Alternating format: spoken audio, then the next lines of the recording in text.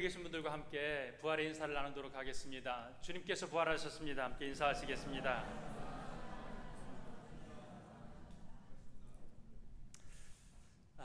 부활의 소식은 인류 최고의 복된 소식입니다. 십자가에서 죽으셨지만 사흘 만에 살아나셨습니다. 이는 온 인류에게 죽음이 끝이 아님을 알리신 것이고 선언하신 것입니다. 오늘 우리에게도 같은 소식을 주셨습니다. 죽음 뒤에 영원한 생명이 있다고 말씀하셨습니다. 그래서 우리 그리스도인들에게는 죽음이 절망이 아니고 끝이 아닙니다. 그래서 우리 그리스도인들은 생명의 소망으로, 하나님 나라의 소망으로, 부활의 소망으로 사는 사람들이다. 이것을 우리가 잊지 말아야 할 줄로 믿습니다.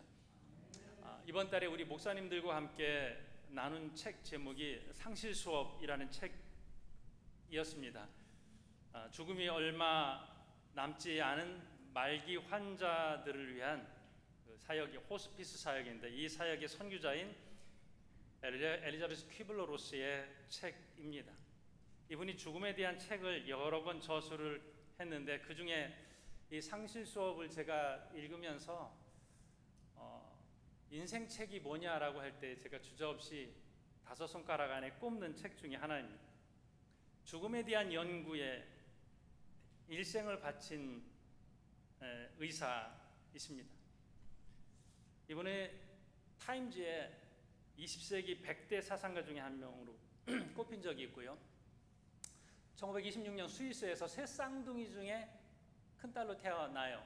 그러면서 자기 정체성에 대한 질문을 하는 거죠. 똑같은 새 쌍둥이 중에 한 명인데 난 누구지? 이거예요. 나는 어디서 와서 어디로 가지? 그러면서 2차 세계대전이 끝나면서 19살의 나이에 자원봉사를 하는데요. 이때 폴란드 마이네텍 그 유대인 수용소에 들어갔다가 거기서 아주 큰 쇼크를 받습니다. 대단한 깨달음을 얻게 되는데, 이 죽음을 맞이해야 했던 그 수용소 안에서 굉장히 고통스러운 상황 가운데 있었던 사람들이 거기에 그려놓은 그림이 나비. 그러면서 죽음과 삶의 의미를 새롭게 깨닫게 되고요. 미국으로 건너가서 이제 거기서 뭐 시카고와 뉴욕 같은 데에서 큰 병원에서 이 죽음을 앞둔 사람들을 이제 상담을 해요.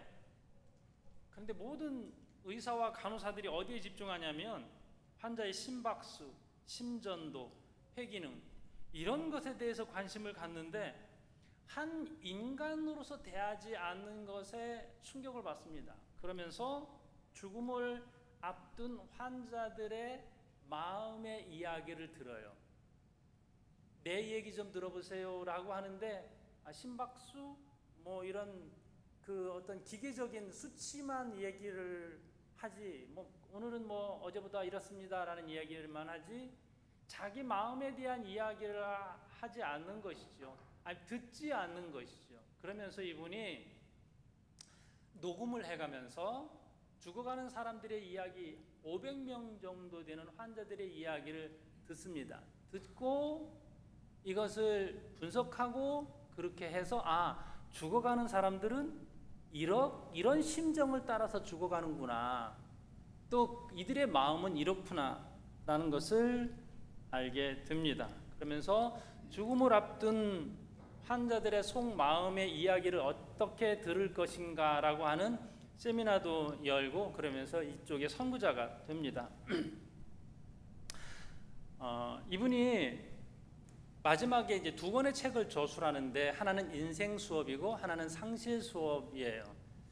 인생 수업이라고 하는 책은 내가 죽어갈 때 나는 어떻게 살아갈 것이냐, 어떠한 마음을 가지고 잘 죽어갈 것이냐, 그러니까 마지막 죽음을 앞둔 사람이 어떠한 자세로 그것을 맞이해야 될 것이냐라는 것이 인생 수업이고요. 그 다음에 상실 수업은 사랑하는 사람이 먼저 세상을 떠났을 때 나는 어떻게 살아야 하느냐, 남겨진 사람들에 대한 책이에요. 이 2권이 마지막 책인데, 그 중에서도 이 상실 수업은 제가 아마 목회자이기 때문에 그럴 거예요. 성도들의 아픔을 어떻게 이해할 것인가 라고 하는 부분이 저한테는 굉장히 중요하기 때문에 이 책을 읽고 또 여러 번 읽으면서 적용을 하려고 했습니다. 자, 이 죽어가는 사람들, 이 저자가 보니까 죽어가는 사람들에게 5단계가 있다라는 것을 알게 됐어요. 100%다 똑같지는 않지만 죽음에 이르는 사람들에게 부정, 분노, 타협, 우울, 수용의 이 5단계를 거치는 것을 보게 됐어요. 이 5단계가 죽어가는 사람들에게도 거쳐가는 과정이고, 또 사랑하는 사람을 잃은 사람들도 이 과정을 거쳐가더라라고 하는 것이에요. 그래서 이 5단계를 이렇게 적용을 해볼 수 있겠습니다. 제가 여러분과 현실감이 있게 적용을 하기 위해서 드라마 한 편을 가져왔습니다. 이 드라마 제목이 폭삭 속았수다. 평소에 설교 때는 이렇게 화나지 않은데 여러분들이 알고 있는 드라마를 보면은 이 폭삭 속았수다라는 드라마에 3살짜리 막내 동명이라는 이름의 막내가 방파제에서 죽음을 맞습니다. 남겨진 가족들이 오랫동안 행복이 없는 삶을 살게 돼요. 웃을 수가 없습니다. 다 각자가 자기 잘못이라고, 내 잘못 때문에 동명이가 죽었다고 생각을 해요. 목사님들이 이 책을 함께 토론해 가면서 이 작가가 상실 수업이라고 하는 이 책을 분명히 읽었을 것이다. 너무 잘 아는 거예요. 자, 이 동명이를 잃고 남겨진 사람들, 굉장히 힘든 시간을 보내게 되는데요. 이때의 5단계를 이렇게 생각해 볼 수 있습니다. 첫 번째는 부정의 단계인데요. 설마 아닐 거야, 부정하는 거야. 그럴 리가 없어. 애순이라고 하는 엄마가 동명이가 아직 죽었다라는 것을 인정하지 않아요. 그래서 관식에게 이렇게 말합니다. 사람들이 차를 안 불러줘. 죽은 아이를 끌어안고 빨리 병원 가야 되는데 사람들이 차를 안 불러줘, 이렇게 말해요. 누구든지 옆에서 당신 아들 죽었어요 라고 말을 못하는 것이죠. 금방이라도 살아 돌아올 것 같아서 끌어안고 있는 거예요. 두 번째는 분노의 단계예요. 왜 하필 내 아이야? 이런 거죠. 왜 하필 우리 가족에게 이런 일이 생긴 것인가? 라고 하는 분노의 단계가 있으면, 그 다음에 타협의 단계가 있어요. 차라리 내가 대신 아팠으면, 내가 죽었어야 했는데, 이것을 돌릴 수는 없지만 돌리기 위한 타협의 단계가 있어요. 협상의 단계예요. 네 번째는 우울입니다. 이제 현실이 받아들여지면서 절망해요. 내가 살아갈 아무런 의미가 없어요. 그리워서 견딜 수가 없어요. 그래서 어떤 사람은 이 우울의 단계에서 먼저 죽은 사람을 따라가기도 해요. 자살을 하는 경우도 있습니다. 이게 이제 우울의 단계. 수용의 단계를 받아들여야 되는데 그 단계를 못 받아들이고 여기에서 멈추는 사람도 있는 거예요. 수용의 단계는 뭐 다 잊어버리는 게 아니라 이제 기억하면서 내가 잘 살아가겠다라고 하는 수용이에요. 잊어버리는 게 아니에요. 잊는 게 아니에요. 이것은 평생을 가도 잊을 수 없는 아픔인데, 그런데 그것을 수용한다는 것은 잘 기억하면서 잘 살아가는 단계인 것이죠. 상실 수업에서 이렇게 정의를 내려요. 상실이라고 하는 것은 우리가 사랑했던 것의 가치를 깨닫게 해서 결국엔 수용을 통해서 삶의 새로운 의미를 찾아가게 한다는 것이죠. 자, 우리가 무언가를 아주 큰 것을 잃어버렸어요. 상실했어요. 잃어버렸을 때 비로소 내가 잃어버린 것이 이렇게 가치 있었구나라는 것을 깨닫는 거예요. 내 인생의 전부와 같이 소중했구나라는 그런 것을 깨닫게 되는 것입니다. 이 드라마에서는 이 모든 것들을, 이 단계들을 뛰어넘고 넘나들면서 씨름하는 그런 내용들이 나오는 것이죠. 오늘 내 인생의 전부였던 주님을 잃은 상실을 깊이 경험한 여인들이 등장합니다. 내가 죽으면 죽었지 주님이 죽으신다는 것을 생각하지도 못했던 여인들의 상실. 십자가에서 예수님께서 죽으셨어요. 처절한 고통 속에서 엘리 엘리 라마 사박다니, 나의 하나님 어찌하여 나를 버리셨나이까 라는 그런 외침 속에서 주님이 죽으셨어요. 이게 아직도 믿겨지지 않아요. 사흘째 되는 날이었는데 주님이 죽으셨다는 것이 아직도 믿겨지지 않습니다. 너무 무섭고 너무 혼란스럽고 너무 아파요. 그래서 이 상황 속에서 여인들이 할 수 있는 게 아무것도 없는 것이죠. 그래서 상실을 경험한 사람들이 씨름하면서 하는 게 뭐냐면요, 직면하는 거예요. 죽었다라고 하는 이 사실 앞에 다시 무덤에 가서 주님이 죽으셨다는 사실 앞에 다시 직면하고 그 무덤을 확인하고 주님 시신을 확인하고 거기에 향유라도 부으면서 그 사실을 직면하기 위해서 안식 후 첫날 무덤을 향하여서 달려갑니다. 자, 우리 모두가 우리의 삶에서 경험하는 거예요. 누군가는 먼저 떠나요. 누군가는 사랑하는 사람을 잃게 돼요. 누구는 좀 이른 시간에, 누구는 좀 늦은 시간에 상실을 경험하기도 하지만 모두가 아픈 것은 상황마다 똑같은 것이죠. 그런데 오늘 이 여인들은 무덤 속에서 예수님을 만나기 위해서, 시신으로 있는 예수님을 만나기 위해서 갔는데 놀라운 경험을 합니다. 거기서 부활하신 주님을 만나게 되는 것이죠. 천사의 선언이 있어요. 오늘 6절 말씀에 천사가 이렇게 선언합니다. 그가 여기 계시지 않고, 어디요? 무덤에 계시지 않고 그가 말씀하시던 대로 살아나셨느니라. 죽음 앞에서 절망하고 좌절하고 슬퍼하려고 더 울고 싶어서 갔는데 거기서 천사의 선언이 있는 거예요. 그분 여기 계시지 않고 살아나셨느니라. 이게 우리 부활의 메시지입니다.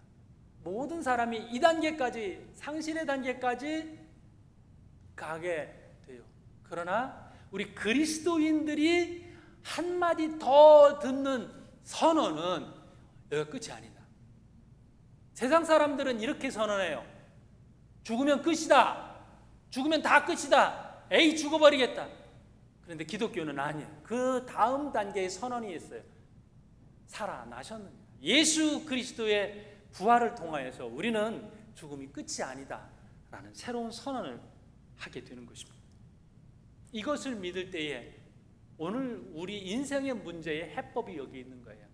부활하신 주님이 나와 지금 함께 하시기 때문에 우리는 세상의 모든 것, 이게 끝이다라고 하는 거기에서 부활의 주님을 만나고 새로운 선언을 하게 되는 것입니다. 세상에서는 죽음의 절망을 이야기하지만 우리 기독교는 거기가 끝이 아니다라고 선언을 합니다. 그래서 모든 절망에 우리는 부활을 선언하게 되는 것이죠. 오늘 본문의 감정을 한번 따라가 보도록 하겠습니다. 무서움이 4절의 말씀에 여기는 여인들에게 있는 무서움이 아니라 지키는 군인들에게 있는 무서움인데요. 지키던 자들이 그를 무서워하며 떨며 죽은 사람과 같이 되었더라. 죽은 사람과 같이 될 정도로 그 공포와 무서움이 여기 있습니다. 주님 부활하실 때 그냥 부활하시지 않았어요. 큰 지진이 났어요. 갑자기 천사가 나타났습니다. 무서웠겠죠.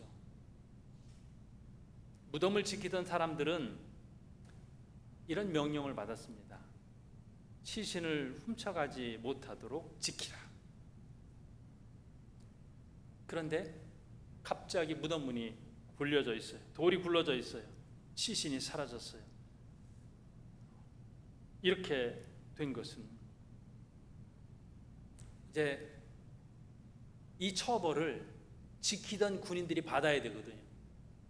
너네들 왜 지키지 못했어? 눈 떠보니까 이렇게 됐어요. 대신 너네가 값을 받아. 이렇게 되는 거거든요. 그들이 대신 처형될 수 있는 이런 위기죠. 심각하게 무서운 상황입니다. 이 무서움, 떨며 죽은 사람처럼 됐습니다. 군인들이 예수님의 부활 앞에서 두려워 떨었습니다. 또 여인들의 무서움도 있습니다. 5절의 말씀을 보니까 천사가 여자들에게 말하여 이르되 너희는 무서워하지 말라. 얼마나 큰 무서움이 이 여인들에게 있었는지 모릅니다. 주님의 시신이 없다. 이미 주님이 죽으셨다. 이 모든 게 이 여인들은 절망이에요. 지금도 절망스럽고 앞으로는 주님 없이 내가 어떻게 살 것인가. 나의 미래는 아무런 의미가 없다. 나는 희망도 없다. 미래에 대한 절망. 여러분, 사람들을 굉장히 고통스럽게 하는 게 뭐냐면 미래에 대한 희망이 없다는 것이죠. 더 이상 나는 바라볼 게 없다. 난 기대할 것도 없다. 다 끝났다라고 하는 것처럼 큰 무서움이 없습니다. 이런 무서움. 지금의 모든 일이 두렵고 미래를 생각해도 불확실합니다. 우리도 마찬가지죠. 이 여인들, 예수님 없는 미래의 삶은 분명히 무서운 거예요. 여러분의 미래는 밝고 희망차 있습니까? 건강에 대한 염려, 진로에 대한 불확실성, 이 시대에 젊은이들을 일할 수 있게 만들어주는 그러한 통로가 별로 없어요. 졸업해봐야 갈 데 없어요. 절망이죠. 희망이 없다. 그래야 해서 요즘의 젊은 세대를 뭐라고 표현해요? 포기의 세대라 이렇게 표현하잖아요. 3포 세대, 4포 세대, 7포 세대. 포기할 게 얼마나 많은지. 그렇죠? 이게 오늘의 무서움, 수많은 두려움의 요소들이 우리의 삶에 널려 있습니다. 그때 주님께서 주시는 말씀은 무서워하지 말라. 끝이라고 말하는 모든 상황 가운데에서 우리는 부활을 적용을 합니다. 죽은 자를 살리신, 병든 자를 고치신, 하나님 나라의 복음을 선포하신 그분이 다시 살아났다면 그분이 다시 일하실 거예요. 우리의 삶의 현장에서 그분이 오신다라고 하는 것입니다. 예수님께서 살아계셨을 때에 이 말씀을 하셨어요. 그런데 안 믿었어요. 주님이 나 죽었다가 십자가에 못 박혔다가 사흘 만에 살아날 것이다. 주님 말씀하셨어요. 이 뜬금없는 이야기가 아니에요. 이미 말씀하셨고 말씀하신 대로 살아나셨어요. 근데 이 말씀을 누가 믿냐? 대제사장과 서기관들이 주님이 부활하셨다가 죽으셨다가 다시 살아날 것이다라고 평소에 얘기했던 게 생각나요. 자, 그 앞장인데요. 27장 62절에 보면 이렇게 돼 있어요. 대제사장들과 바리새인들이 함께 빌라도에게 모여 이르되. 자, 예수님은 십자가에 못 박은 사람들이에요. 대제사장들과 바리새인. 이렇게 말합니다. 저 속이던 자가 살아있을 때에 말하되 내가 사흘 후에 다시 살아나리라 한 것을 우리가 기억하노니. 맞아. 사흘 후에 살아난다고 했어. 그 다음에 이렇게 말합니다. 빌라도가 이르되 너희에게 경비병이 있으니 가서 힘대로 굳게 지키라 하거늘 그들이 경비병과 함께 가서 돌을 인봉하고 무덤을 굳게 지키니라. 왜 지금 여기 경비병들이 예수님의 무덤에서 지키고 있냐? 예수님께서 평소에 사흘 뒤에 살아나리라고 말씀하신 게 생각나서. 그럼 큰일 나니까, 예수님이 다시 살아나신다면 큰일 나니까 이거 막기 위해서 경비병들이 있는 거예요. 이게 더 예수님이 사흘 만에 살아나셨다라고 하는 사실을 확실하게 만드는 요소예요. 그들이 소문을 감추려고 경비병들을 세웠는데 이 경비병들이 오히려 그 부활의 현장에서 주님의 부활을 목격한 사람들이 되어버렸습니다. 물론 나중에는 돈 받고 그들이 제자들이 훔쳐갔다 이렇게 소문내는 소문의 주범이 되어버리지만 실제적 증인이 됩니다. 우리는 수많은 이 억측 소식들을 듣습니다. 지금까지 2000년 동안 예수님께서 부활하셨다는 것이 사실이 아니라고, 과학적으로 검증이 되지 않았다고, 역사적으로 이건 불가능하다고 많은 이야기들이 있어요. 그런데 검증하면 검증할수록 이것은 너무 확실한 거예요. 자, 부활의 첫 증인이 오늘 여자들이잖아요. 이게 보통 기록이 아니에요. 사실이니까 그렇게 기록했겠죠 라고 말할 수 있지만은요, 당시에 여자들이 예수님의 부활을 목격했다라는 기록이 이게 충격인 거예요. 그래서 많은 사람들이 이건 좀 빼자. 물론 여성 비하하는 이야기는 아닌데요, 당시에는 그래요. 여자들이 말했다고? 이게 너무나도 황당한 이야기예요. 그럼 이 신뢰성을 위해서 남자들이 봤다고 하자. 이렇게 바꿀 수가 없는 거예요. 왜냐하면 너무 사실이니까. 예수님의 부활이 확실하다? 이게 여자들이 예수님의 부활을 목격했다라는 이 기록 자체가 그것을 입증한다라는 거예요. 정말 그랬던 것 말고는, 여자들이 진짜 부활하신 예수님을 만났다는 게 사실이 아니라면 이렇게 기록될 수 없다라고 하는 것이죠. 옥스퍼드 교수였고 C.S. 루이스와 견줄 만한 그런 학자 중에 톰 라이트라는 분이 있습니다. 이분이 그렇게 말해요. 당시에 초기 전도자들은 부활 이야기에서 여성들을 빼라는 엄청난 압박에 시달렸을 것이다. 그런데 그럴 수가 없다는 거예요. 너무나도 다 알려졌으니까. 맞잖아, 여자들이 부활의 첫 증인인 거 맞잖아. 이걸 못 뺀다는 거예요. 너무 확실하기 때문에. 그리고 부활 설교를 제자들이 하는데, 만약에 예수님이 부활하신 것이 아니라 어디 무덤에 있다면 제자들이 부활 설교를 했을 수 있을까?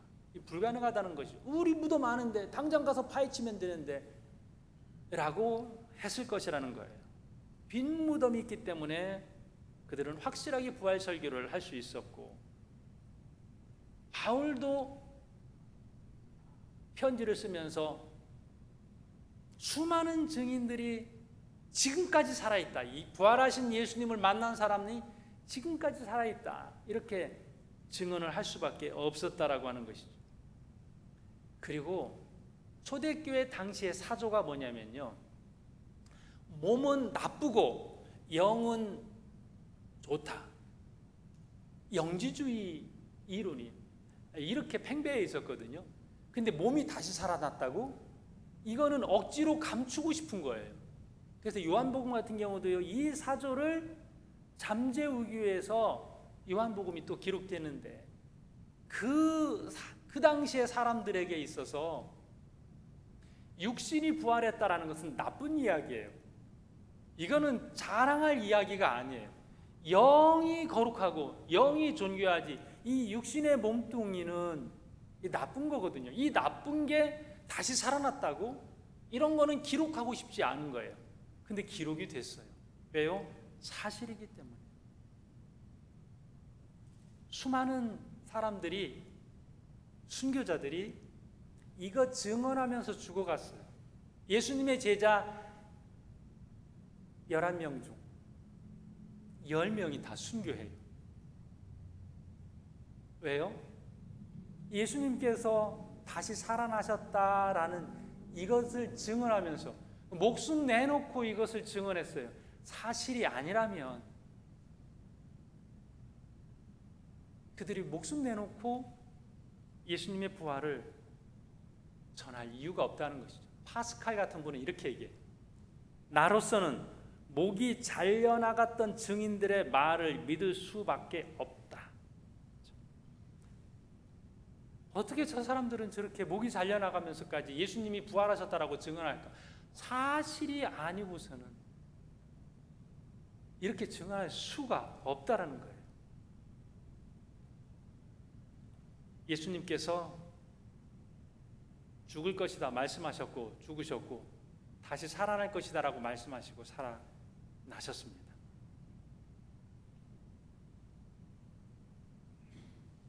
그리고 우리가 부활주의를 지키는 것은 그 부활하신 주님이 여전히 우리와 함께 하시다라고 하시는 것입니다.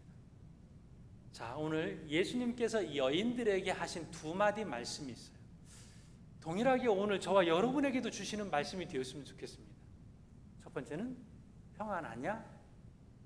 평안하냐? 오늘 이렇게 말씀을 주시고 있습니다. 9절의 말씀에 평안하냐?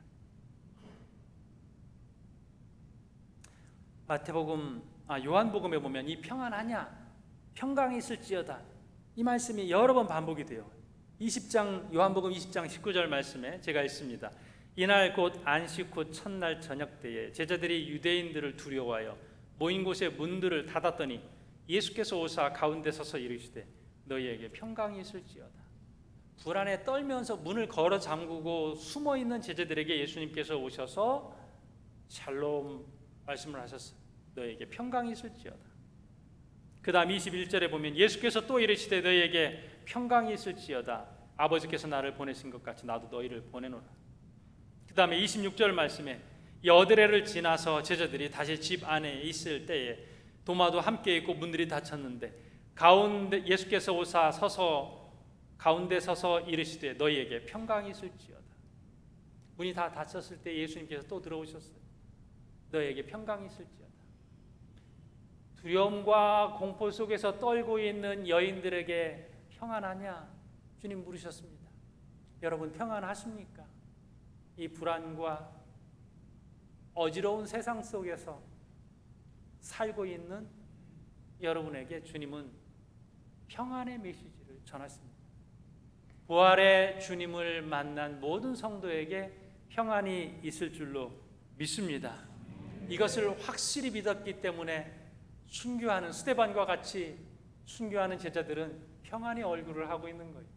어떻게 저런 얼굴로 하고 죽지? 우리 그리스도인들은 다 똑같이 마지막 세상을 떠나는 거예요. 여러분들의 죽음을 지켜본 사람들이 이렇게 말할 거예요. 어떻게 이런 얼굴로 죽지? 왜요? 부활을 확신하기 때문에 마지막 세상을 떠나면서 내가 천국 가는 확신이 있기 때문에 나는 평안의 얼굴일 수밖에 없는 거예요. 죽음뿐만 아니에요. 아무리 힘든 일이 있어도 이 얼굴을 그대로 유지하는 거예요. 여러분의 자녀는 여러분들을 보면서 그렇게 이야기할 수 있어야 되죠. 엄마 아빠는 이렇게 힘든데도 어떻게 저런 평안한 얼굴을 하실 수 있지? 이렇게 돼야 돼요. 잘 안 되시죠? 그 반대의 말을 듣고 엄마 얼굴 좀 펴. 주님 부활하셨는데 엄마는 왜 얼굴 십자가의 예수님만 생각하는 거야? 주님께서 우리에게 평안을 주셨어요. 평안하시기를 주님의 이름으로 축복합니다. 그리고 예수님께서 주시는 말씀 뭐예요?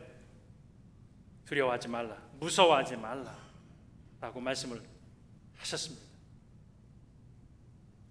아무것도 무서울 게 없어요.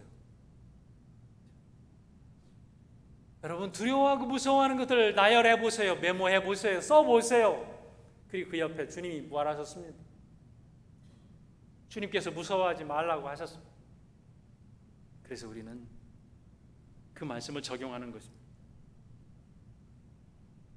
아직도 해결되지 않은 문제가 있으시죠?